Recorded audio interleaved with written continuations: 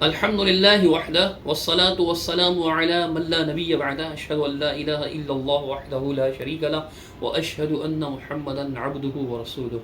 بعض دوستوں کی طرف سے بعض علماء سمجھے جانے والے اور اسی طرح بعض یوٹیوبرز کے کلپس بھیجے گئے ہیں جس میں وہ ایک روایت پیش کر رہے ہیں اور اس سے پہلے وہ دکھا رہے ہیں باقاعدہ یعنی انڈیکیٹ کر کے کہ یہ دیکھیں گنبد خضرا کے اوپر مسجد نبوی میں جو گنبد خضرا ہے اس کے اوپر ایک روشن دان بنی ہوئی ہے۔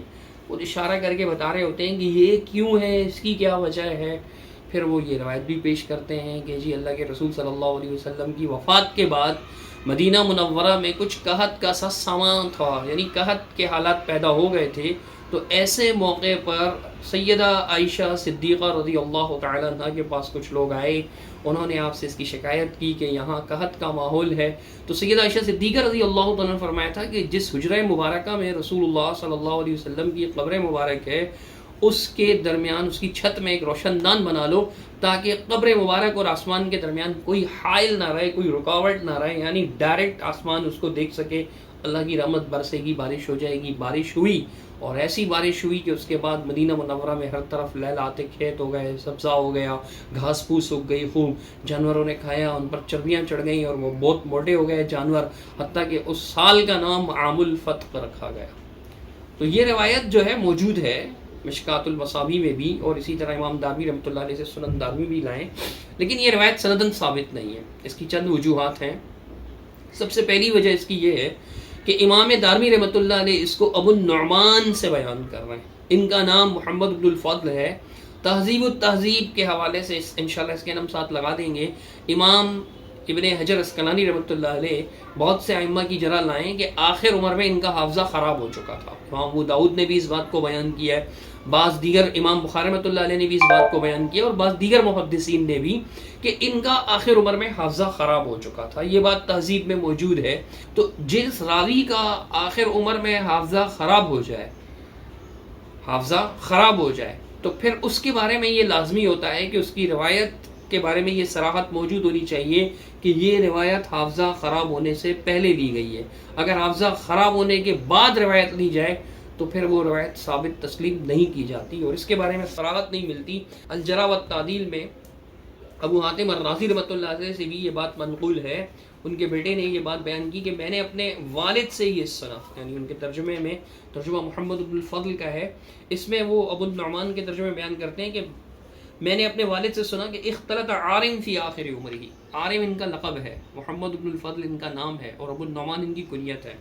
تو یہ آخر عمر میں جو ہے وہ ان کا حافظہ خراب ہو گیا تھا، وزال عقلہ، اور عقل ان کی جو ہے وہ زائل ہو گئی تھی۔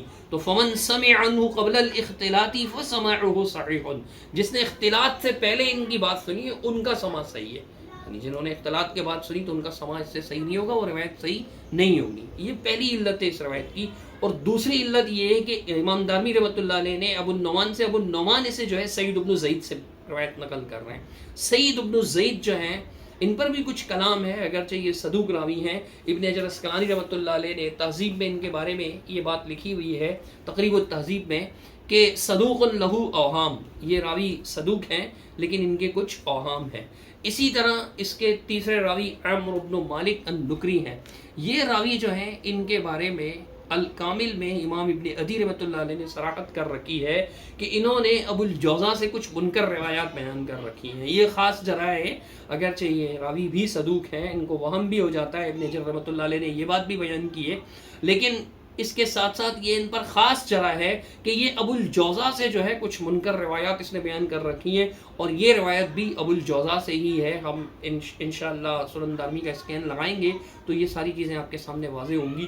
اس سلسلے میں آخری بات جو یہ ہے کہ صحیح بخاری شریف کے اندر حدیث موجود ہے امی عائشہ صدیقہ رضی اللہ تعالی عنہ کی، وہ میں آپ کے سامنے پڑھ کر سنا دیتا ہوں کہ یہ واقعہ ہی اس سے سارے کا سارا مشکوک معلوم ہوتا ہے۔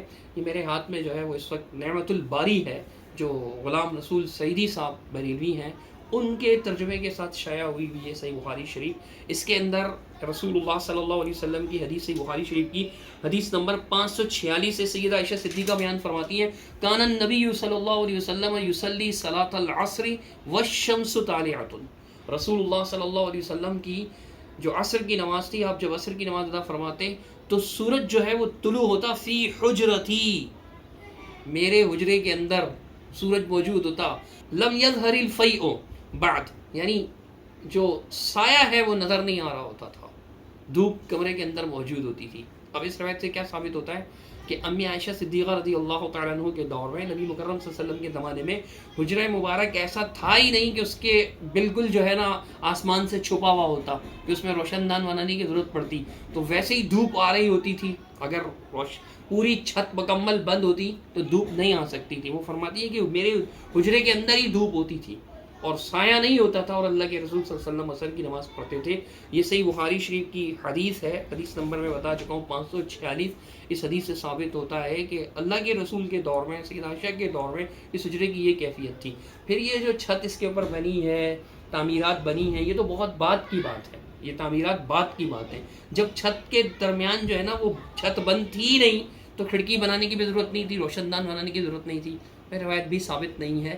لہٰذا ایسی بے ثبوت روایتوں سے، ان کو بیان کرنے سے اور ان پر استدلال کرنے سے، ان سے پھر مختلف مسائل ثابت کرنے سے گریز ہی بہتر ہے. اللہ سبحانہ تعالیٰ سمجھ عطا فرمائے. اقول قولی ھذا استغفر اللہ.